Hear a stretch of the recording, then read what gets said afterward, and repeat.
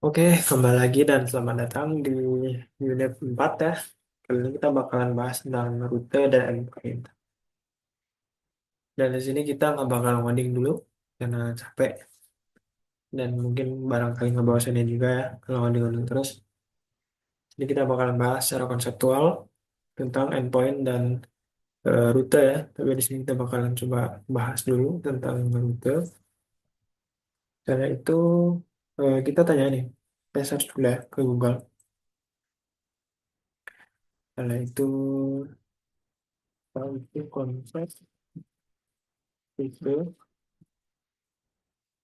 dalam apa yang tidak. Nah,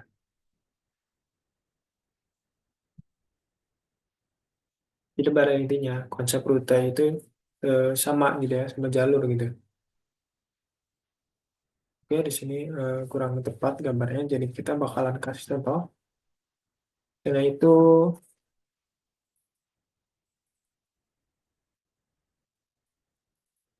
nah di sini kita itu bisa nampilin ya, bisa nampilin Instagramnya Leodra. Ini instagram.com/Leodra official. Dan di sini, ini itu kan path ya, dan ini bisa diubah-ubah. Kita misalnya pengen beli Leodra atau mungkin Tiara Andini gitu ya. Dan kita pengen itu, dan itu bisa diubah secara statis gitu.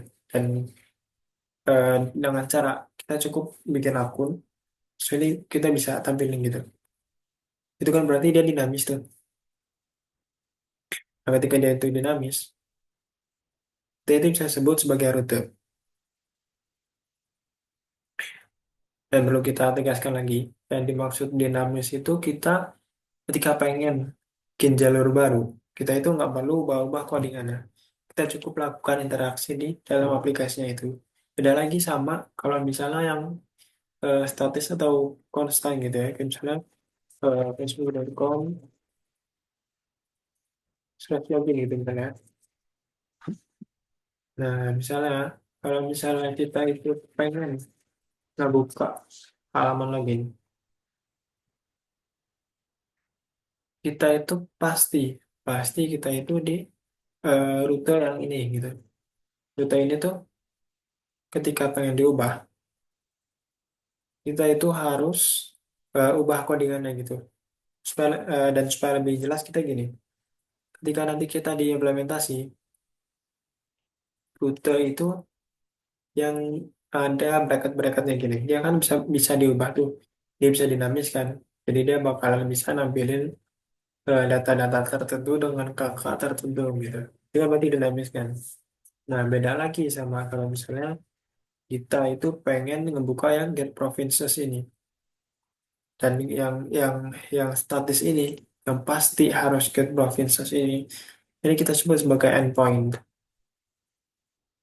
Kira-kira bedanya di situ gitu.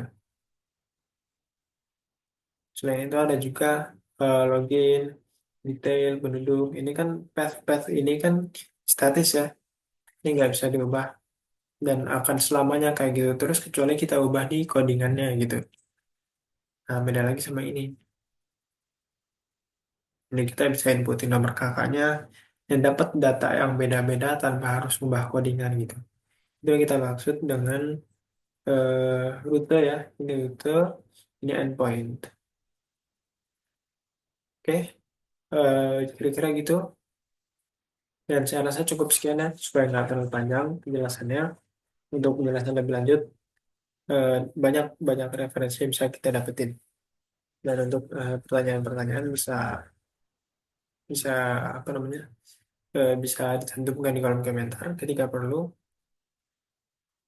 atau bisa juga hubungi saya di support@gmail.com.